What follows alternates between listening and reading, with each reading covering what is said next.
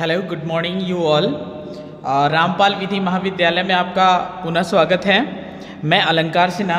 आज प्रशासनिक विधि के वीडियो लेक्चर में डेलीगेटेड लेजिस्लेशन का टॉपिक पढ़ाया जाएगा।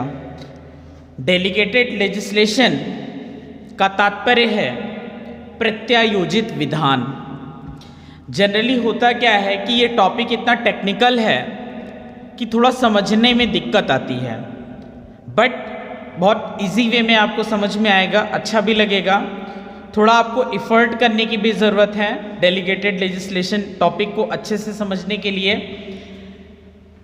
और ये आपके एग्ज़ाम के पॉइंट ऑफ व्यू से नहीं बल्कि अगर आप PCSJ की प्रिपरेशन करते हैं या LLM करके नेट का एग्ज़ाम देते हैं या फिर पॉलिटिक्स के फील्ड में भी जाना चाहते हैं और एडमिनिस्ट्रेशन को समझना चाहते हैं, अधिकारियों की कार्यशैली को समझना चाहते हैं, तो ऐसे विद्यार्थियों के लिए भी प्रत्यायोजित विधान को समझना बहुत ही आवश्यक है। तो सबसे पहले जान लेते हैं प्रत्यायोजित विधान है क्या। प्रत्यायोजन का मतलब सौंपना। जो कार्य हम नहीं कर सकते हैं या व्यस्तता के कारण हम नहीं कर सकते हैं, उसको जनरली आप देखते हैं कि हम किसी को सौंप देते हैं। विधायन का मतलब लॉ। जैसा कि आप सबको पता है, विधायन यानी विधा, कानून को बनाने की जिम्मेदारी किसको सौंपी गई है? विधायिका को। लेकिन आज के इस टेक्निकल टाइम में, आज की इस बिजी लाइफ में, व्यस्त भरे माहौल में विधायिका के पास इतना समय नहीं है कि हर विषयों पर स्वयं लॉ बनाए। तो इसके लिए एक बीच का रास्ता निकाला गया। वो क्या है कि विधायिका के द्वारा बनाए गए विधान के अधिनियम रहते हुए कार्यपालिका को अधिकार दिया गया कि कार्यपालिका विधि निर्माण करे। कैसे कार्यपालिका विधि का निर्माण करे?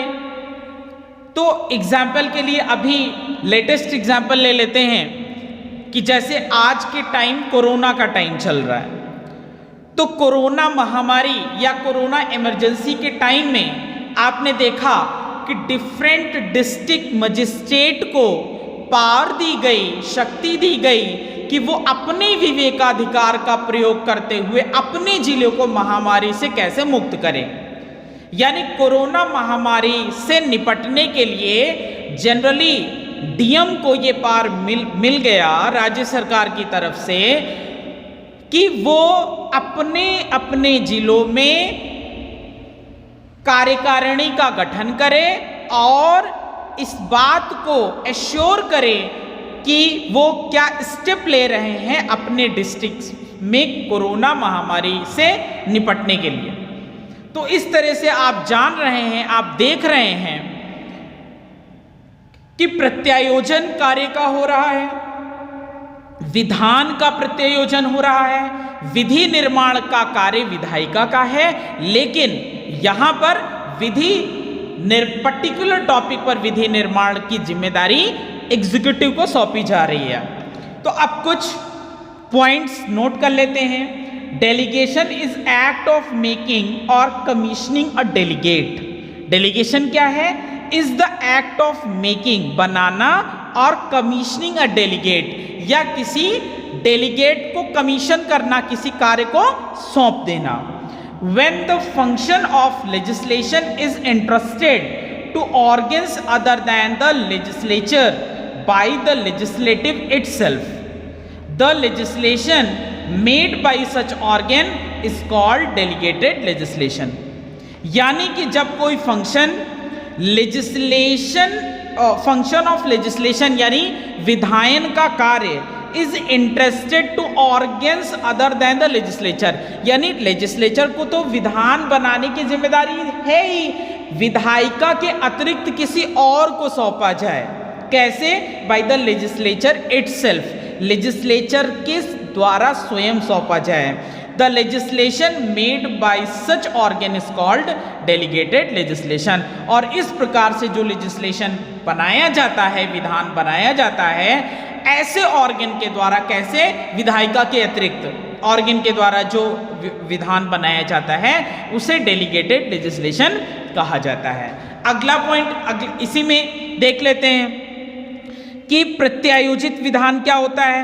प्रत्यायोजित विधान को समझने के लिए एक पॉइंट और देख लेते हैं कि विधानमंडल जो विधि बनाता है उसको विधान कहा जाता है, तथा ऐसे नियम या उपनियम जो विधानमंडल द्वारा निर्मित विधि के अंतर्गत प्रदत्त शक्ति के अंतर्गत बनाया जाता है। यानी विधानमंडल के द्वारा निर्मित विधि के अंतर्गत प्रदत्त शक्ति के अंतर्गत बनाया जाता है, तो इसे प्रत्यायोजित विधान कहा जाता है। यानी कि विधायिका ने ही कार्य का प्रत्यायोजन किया, सौंपा। क्यों? बिकॉज ऑफ बिजीनेस, व्यस्तता के कारण। तो आप देख रहे हैं कि 20वीं शताब्दी बहुत ही आगे चल रही है। यानी कि 20th सेंचुरी में बहुत सारे ऐसे सब्जेक्ट हैं जो पहले प्राइवेट हुआ करते थे, इन जनरल हुआ करते थे, लेकिन अब जैसे परिवहन है, परिवहन के अतिरिक्त उद्योग है, खाद्य आपूर्ति है, शिक्षा है, ऐसे विषयों पर जो लोकोपयोगी विषय हैं, ऐसे विषयों पर भी विधान बनाने की जिम्मेदारी किस पर आ गई है? राज्य सरकारों पर आ गई है। यानी इन विभागों को भी सुचारू रूप से संचालित करने की जिम्मेदारी हमारी सरकारों पर आ गई है। तो ऐसी स्थिति में समस्त कार्यों को जिम्मेदारी से निर्वहन करना बहुत ज्यादा जिम्मेदारी हो जाएगी। तो ऐसी जिम्मेदारियों को सही तरीके से निपटाने के लिए कार्यों को बांट दिया गया, प्रत्यायोजित कर दिया गया। यानी कि एग्जीक्यूटिव्स को दे दिया गया कि आप अपने ब्रेन का, आप अपने डिस्क्रिशनरी पावर का इस्तेमाल करते हुए कार्य को संपन्न करा सकते हैं। यानी कि बट लीगल एम्बिट में रहते हुए, विधि के परिधि में रहते हुए। इस पर कुछ डेफिनेशंस हैं जो कि बहुत ही इंपॉर्टेंट डेफिनेशंस हैं। जस्टिस मुखर्जी जी का डेफिनेशन है। वैसे तो इस टॉपिक पर ज़्यादा कहना बहुत डिफिकल्ट होता है, बट जस्टिस मुखर्जी ने अपने शब्दों में कहा है, it is an excuse for the legislator.